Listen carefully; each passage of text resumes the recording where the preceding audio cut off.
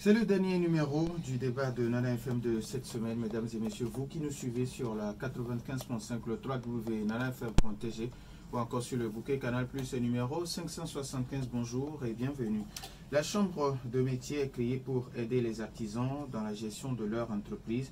Les artisans, la plupart, sont des indépendants et sont experts dans un domaine particulier. Que font les chambres des métiers pour l'épanouissement de leurs membres au Togo? C'est l'interrogation qui est la nôtre ce matin, et pour en parler, nous recevons dans notre studio M. John Kouyou Wassassi et M. Daniel Padanaro Ekpou. Ils sont respectivement présidents de CCCOM 3 et CCCOM 7. Messieurs, bonjour. Bonjour. Merci d'avoir accepté notre invitation. Merci. Alors, vous allez, M. Daniel, vous allez vous approcher un peu plus du micro, s'il vous plaît. Les auditeurs, vous avez donc la possibilité d'intervenir dans ce débat sur nos deux numéros, 91 09 71 71 ou le 96 61 58 58, mais à partir de 7h35 comme d'habitude, avec Stan Teko à la mise en onde. Je m'appelle Norbert Djouradi. Le débat de Nana FM, c'est parti.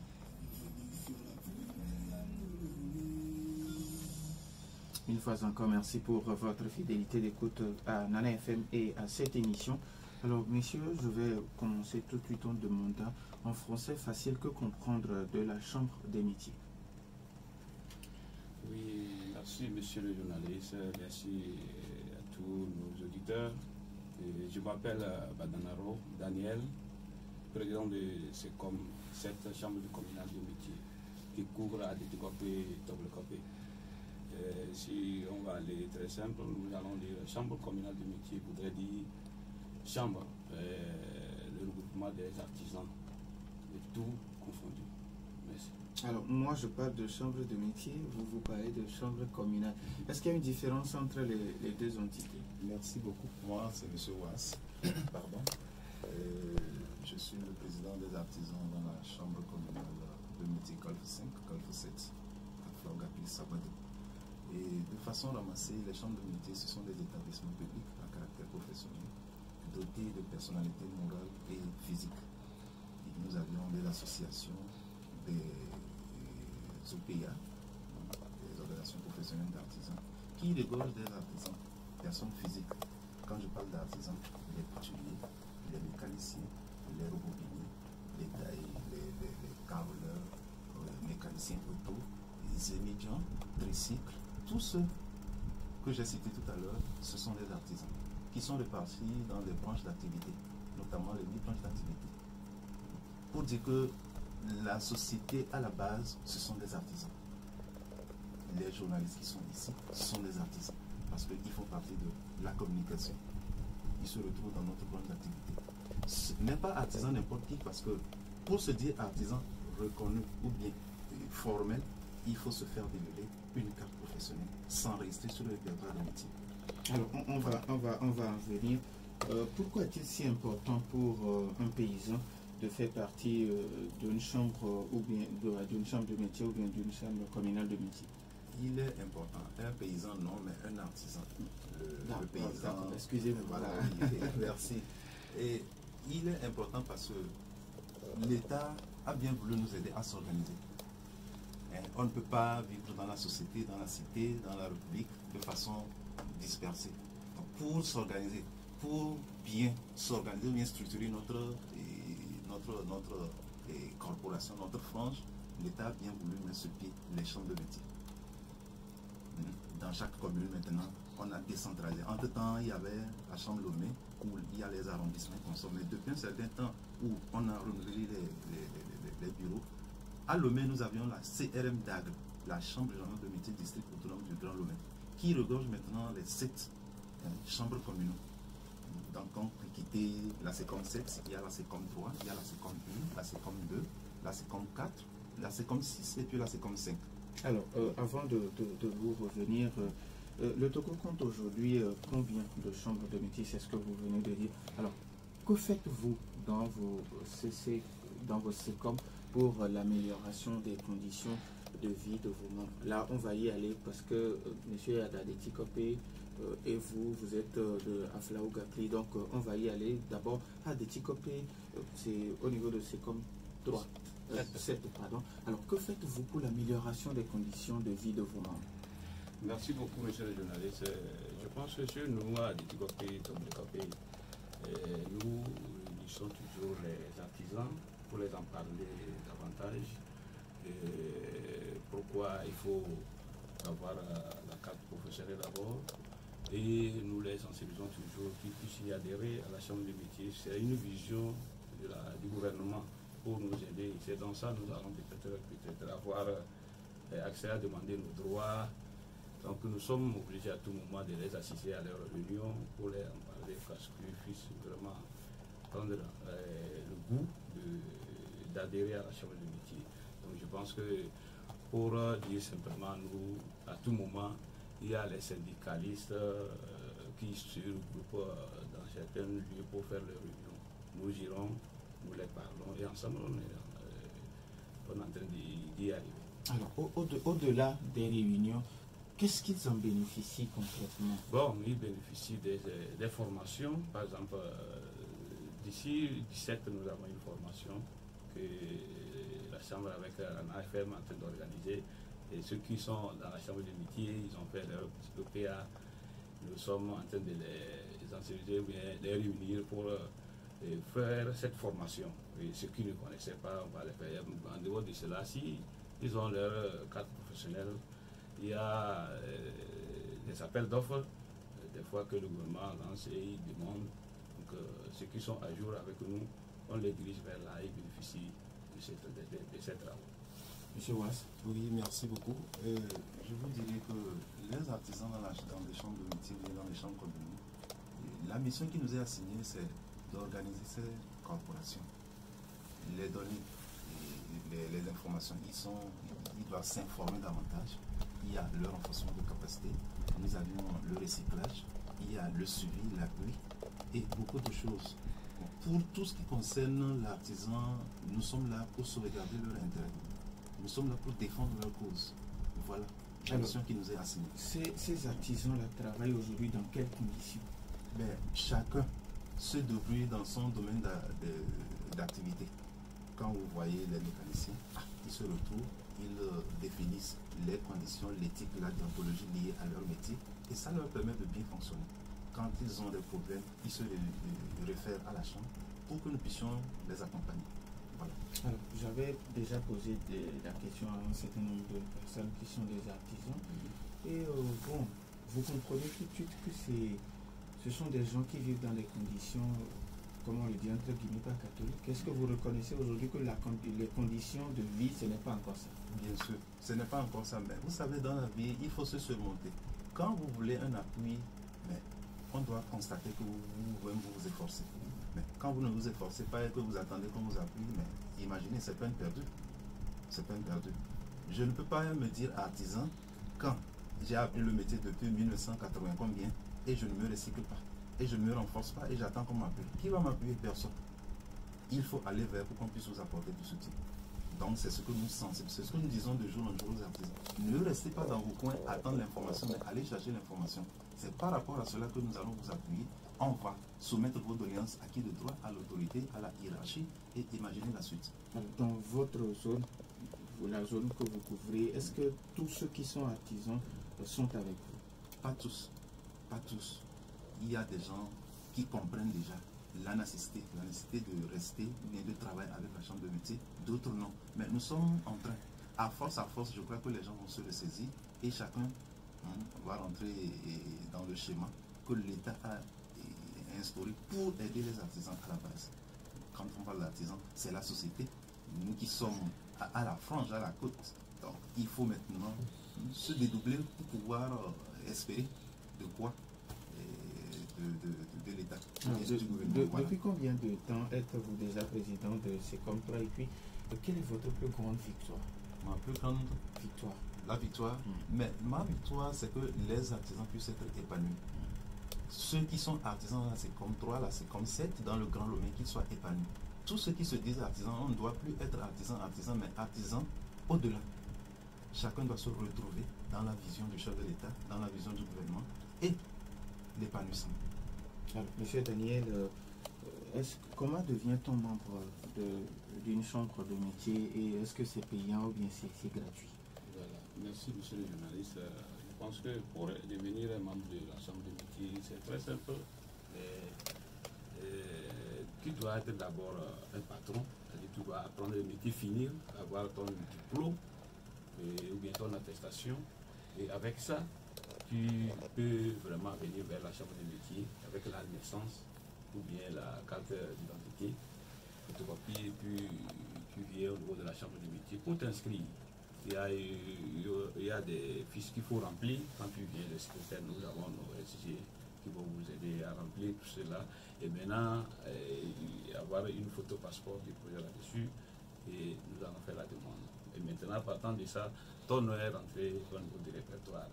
Tu es devenu membre de la chambre de métier. Maintenant, est-ce qu'il faut payer? Non, il n'y a pas à payer. Bon, il y a des cotisations parallèles et autres, l'adhésion. Bon, adhésion, tu payes 1000 francs quand même. Et la cotisation, chaque mois, tu payes 300 au niveau du Grand Lomé ici. Et puis, tu es à jour. Alors, au niveau d'Adéticopé, est-ce que tous ceux qui sont artisans sont au sein de la SECOMPLA? Oui, bon, tous ceux qui sont artisans ne sont pas tous sur notre répertoire, mais nous sommes en train de les sensibiliser. Et petit à petit, je pense qu'au temps passé, on ne comprenait pas ce que c'est que la chambre de métier. Mais aujourd'hui, Dieu merci, la grande partie comprennent et eux-mêmes viennent s'inscrire et les informations les parviennent à tout le monde. Alors, qu'est-ce que vous leur, quand ils viennent vers vous, qu'est-ce que vous leur montrez qui peut les attirer à rester membres de ces chambres de métier? Bon, je pense que nous allons... Au-delà de la formation, du recyclage, bien sûr, est-ce qu'il y a d'autres avantages? Bon, l'avantage, c'est que nous formons.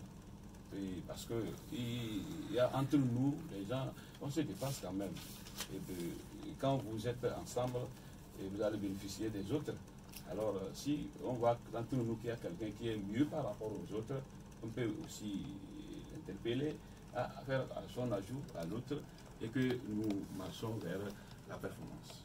Alors, M. Wass, aujourd'hui, est-ce qu'il y a une bonne collaboration entre vous et les syndicats? Merci beaucoup. Je dirais d'emblée, oui, une très bonne collaboration. Et par moment, nous tenons des réunions ensemble, des réunions d'information et d'échange. Et je dirais qu'il n'y a pas de problème. La chambre, ça regorge tous les artisans de tous bords, que vous soyez un OPA, une organisation professionnelle d'artisans, un corps de métier, un syndicat, tout ça, ça se retrouve dans la chambre. Il y a collaboration, il y a bonne entente, de bonnes idées. Alors, chaque année, vous présentez, vos membres présentent des apprentis aux examens. Alors, aujourd'hui, l'État togolais a décrété la gratuité des examens. Est-ce que vous confirmez cette information? C'est tout à fait. Tout à fait. Il n'y a pas raison de prendre encore le cours, bien la caution pour le dépôt de dossier pour l'examen. C'est gratuit. Le dépôt pour l'examen CFA cette année, tout comme les autres années, c'est gratuit. Alors, comment vous préparez déjà le CFA 2023 et comment s'inscrire et où? Merci beaucoup. À présent, nous sommes dans la phase de dépôt de dossier et on est en train de sensibiliser les nôtres, les patrons, des associations, des groupes, les apprentis, de pouvoir se ranger pour que d'ici peu, nous puissions renvoyer les dossiers à la hiérarchie, sans quoi il n'y a pas de problème.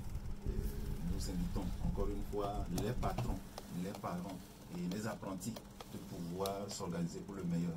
Parce qu'il arrive des fois où on laisse le temps passer et après tout ça devient des problèmes.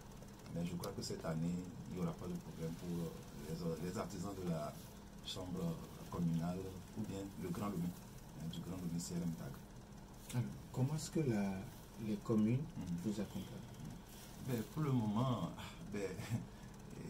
ce n'est pas encore ça, mais je crois qu'il y a déjà collaboration. Par moment, ils nous invitent, ils nous informent de tout ce qui se passe.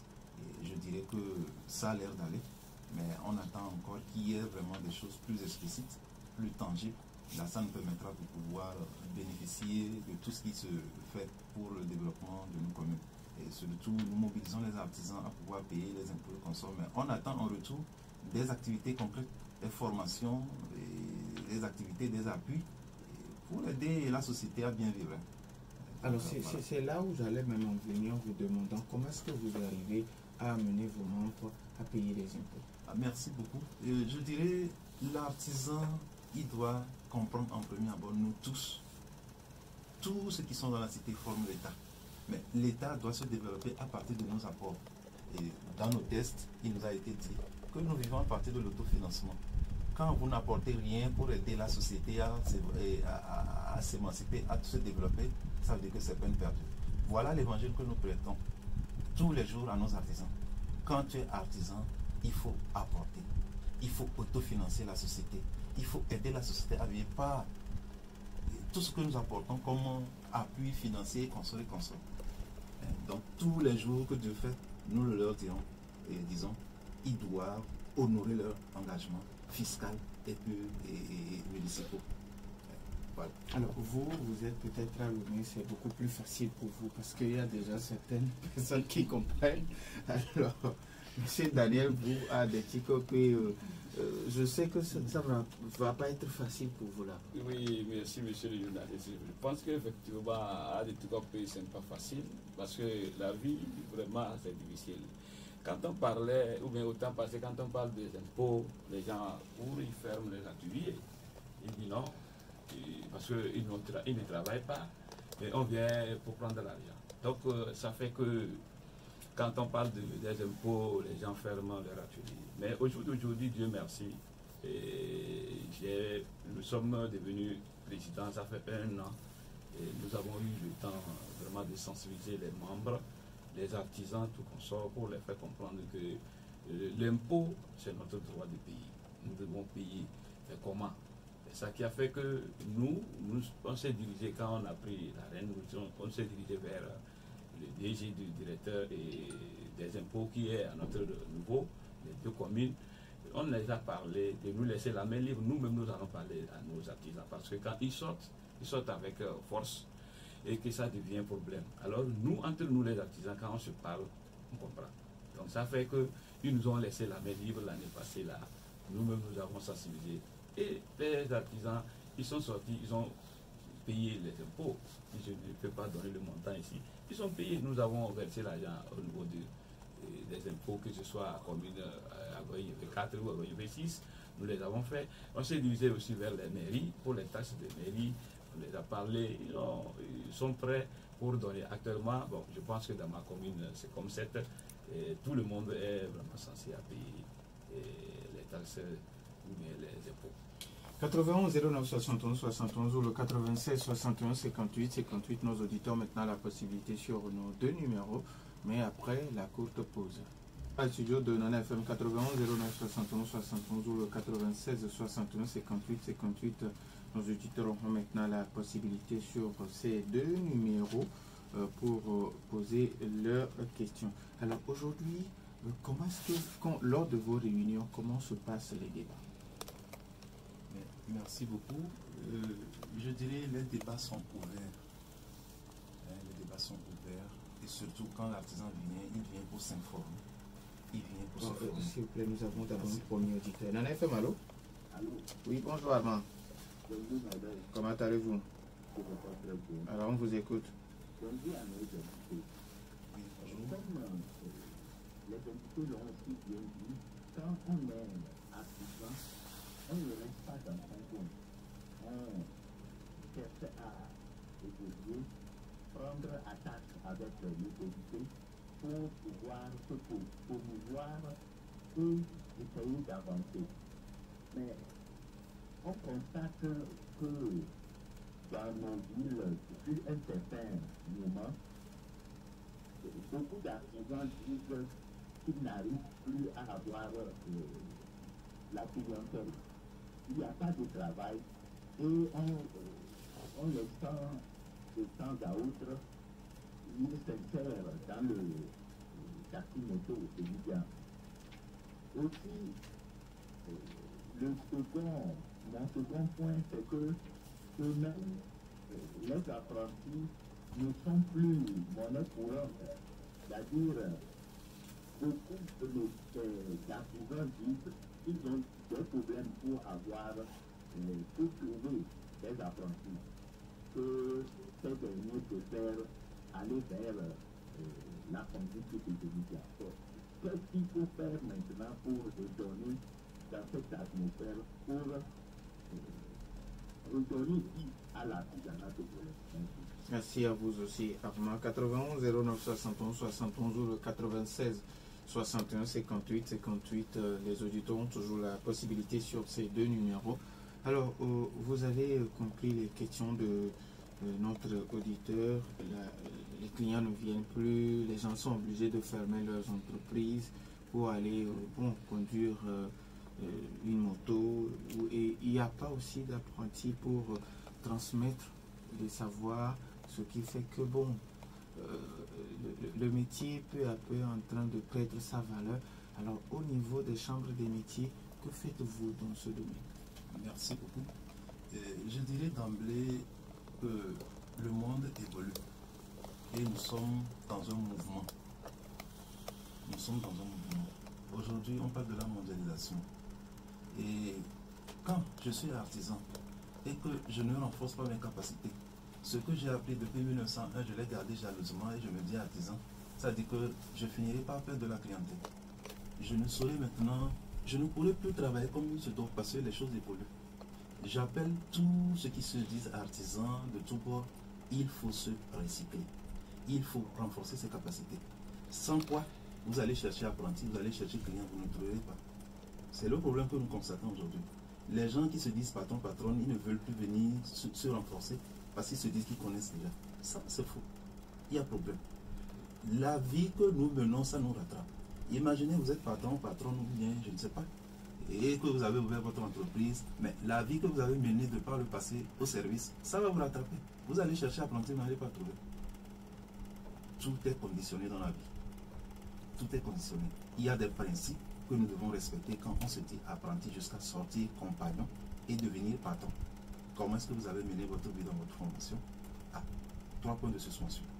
Alors, au niveau d'Atletico, est-ce que le même problème se pose? Oui, je dirais oui, parce que nous sommes, c'est ce que nos collègues ont en train de dire, nous sommes dans un monde où à tout moment il faut se formaliser, il faut s'actualiser, je voulais dire.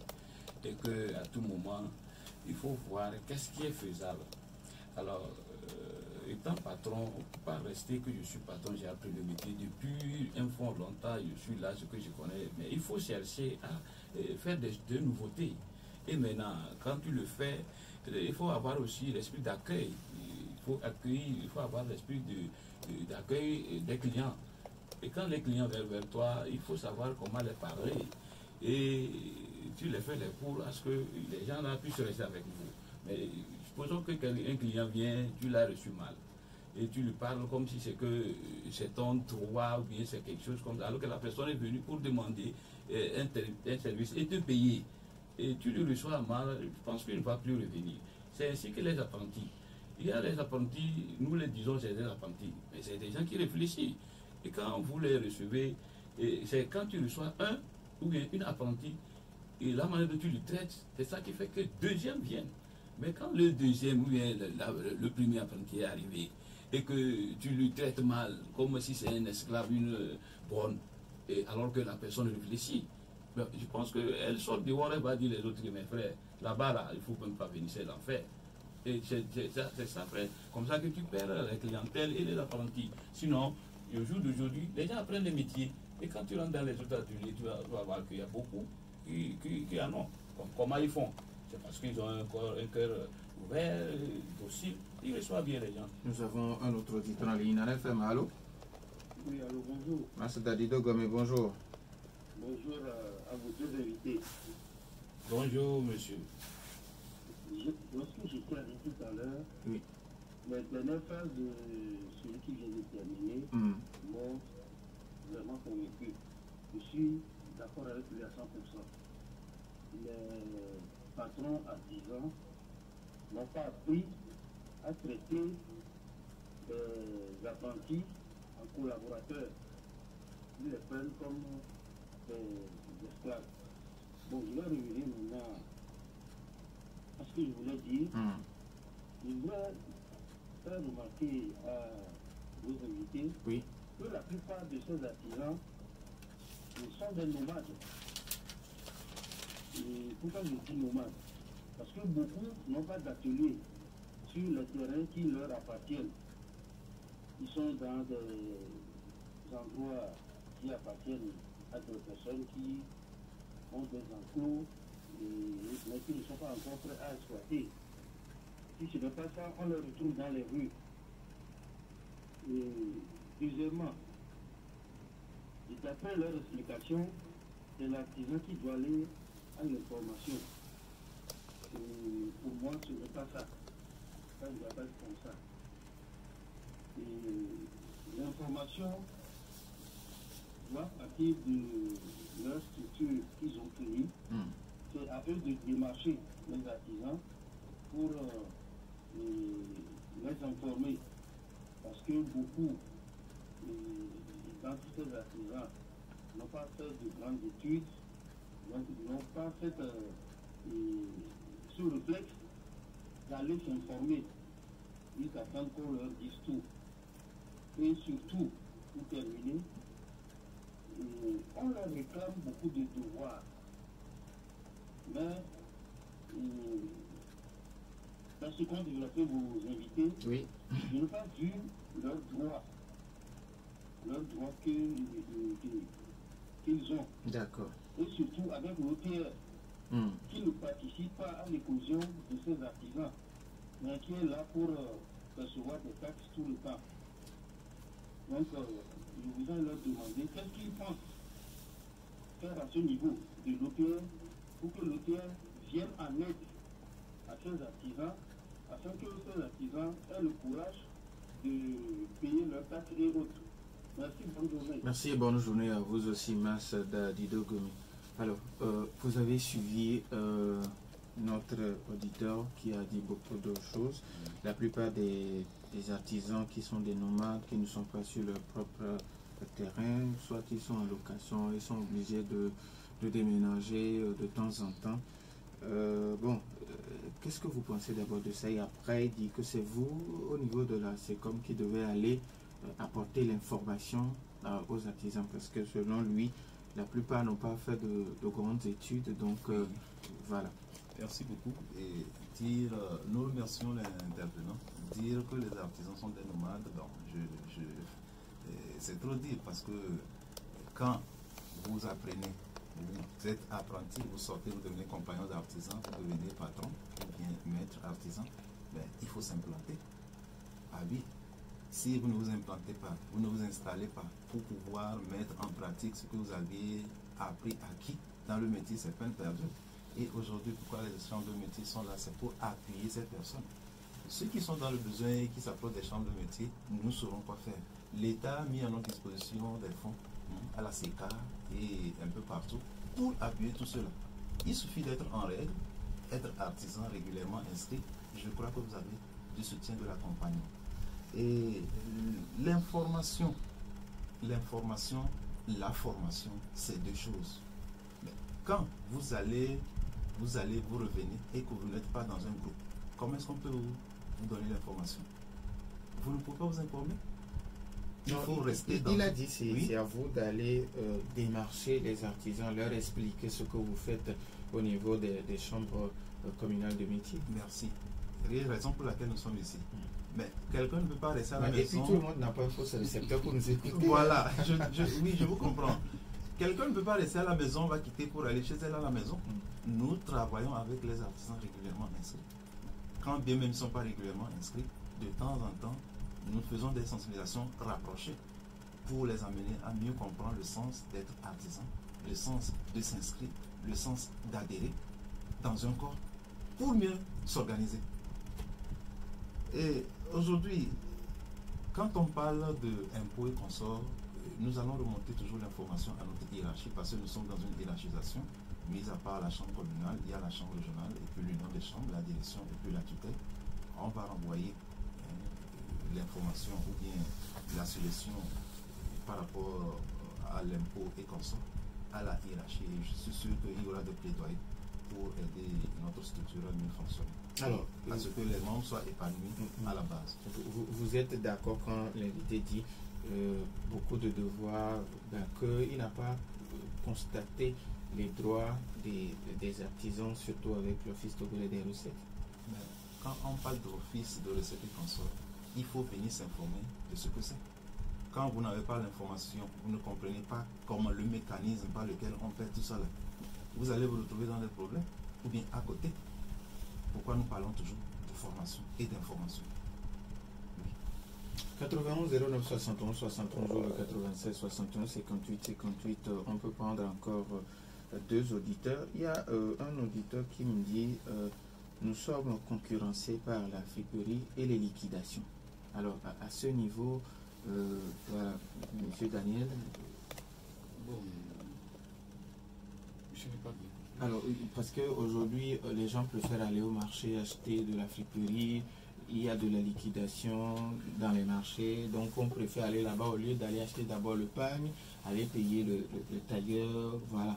Donc, est-ce que déjà vous réfléchissez à ce qu'on peut appeler la création de la chaîne de valeur? Oui, merci beaucoup. Vous savez, aujourd'hui, je l'ai dit tantôt, nous sommes dans la mondialisation et quelquefois ça fait que avec tout ce que nous voyons de part et d'autre, on a des problèmes à pouvoir produire. Nous sommes en train de réfléchir sérieusement à ce problème. Et avec tout ce que nous voyons, je ne vais pas toucher du doigt des réalités, mais on va essayer de revenir là-dessus et voir vraiment ce que ça va donner.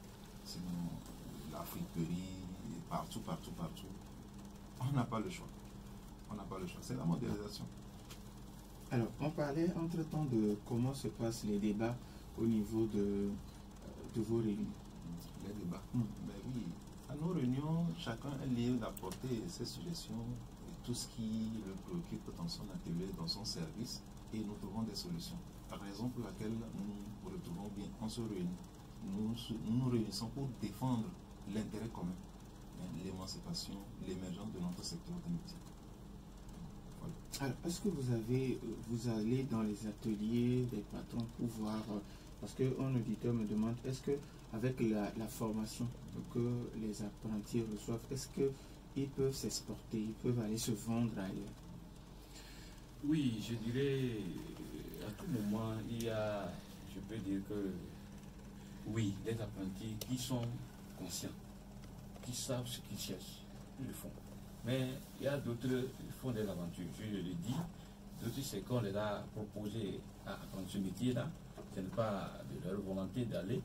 Mais si on vous a proposé et vous êtes arrivé, vous n'allez pas comprendre et aller jusqu'au bout de ce que vous voulez. Mais si vous-même vous avez la conscience, mais que ce que vous cherchez, vous voulez l'avoir, ils le font. Et sur le terrain, nous les voyons. Ils sont prêts et ils le font. Est-ce qu'il y a aujourd'hui de l'orientation quand quelqu'un se présente à vous et a envie d'apprendre un métier? Est-ce qu'on lui passe par un temps d'essai, 2, 3 mois, et après, si la personne est prête à apprendre, où on voit l'argent qu'on va avoir tout de suite quand on a un apprenti? Merci. Oui, je dirais qu'il y a un temps d'essai. À tout moment, nous avons 3 mois d'essai, 2 mois. D'autres font 2 mois, d'autres font 3 mois pour voir la capacité de l'enfant, s'il peut apprendre ce métier ou pas. Et si, après avoir le fait essai là, s'il peut, on appelle ses parents, son tuteur pour leur dire ce que votre enfant peut faire. S'il ne peut pas, on lui dit, vous ne pouvez pas. Mais ce n'est pas à cause de l'argent qu'il faut dire oui malgré la personne qui ne peut pas. En tout cas, oui, je dirais aussi oui. La formation en ce qui concerne les métiers. Bon, avant de revenir, nous avons un auditeur. Dans FM, allô? Allô? Oui, Papa Zibiti, bonjour. Bonjour, mon directeur. Comment allez-vous? Je ne vous ai pas pris vite. Ah. Le président, Bonjour, monsieur Papa Zibiti. ce que vous venez de dire, c'est ça que si l'enfant ne peut pas, ça, à ça, comme je ne dis pas le spécialiste, mais l'enfant, il dit qu'il ne peut pas. C'est à vous de l'amener à s'intéresser. Parce que l'éducation, chez nous, en pédagogie, nous devons transmettre à la génération future ce que a des gens qui ne voulaient pas être enseignants, mais quand on les a conseillés, tout ça là, c'était ici, mais après ils sont devenus plus enseignants que ceux qui avaient la vocation. C'est ce que j'ai voulu apporter. Et la psychologie aussi, elle vous dit qu'elle avec un autre, dans cette matière, il faut l'amener là-bas, on l'amène avec 18 comme moyenne, il échoue. Merci beaucoup. Merci à vous aussi, Papa Siviti. Nana FM, allô? Allô? Oui, bonjour. Madame Rita. Madame Rita Davidi, ça fait un bon bout de temps. Ok, je vous écoute, Madame Rita.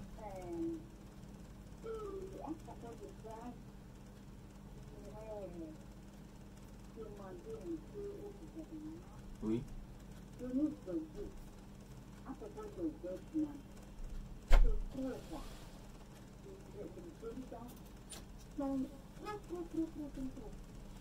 Vous pouvez commencer par diminuer et remplacement du papier, parce que je vous dis, voilà, les jeunes garçons, quand ils quittent, ça donne des jeunes filles.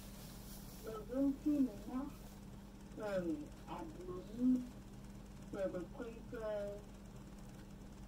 des choses là, des liquidations, et salut là.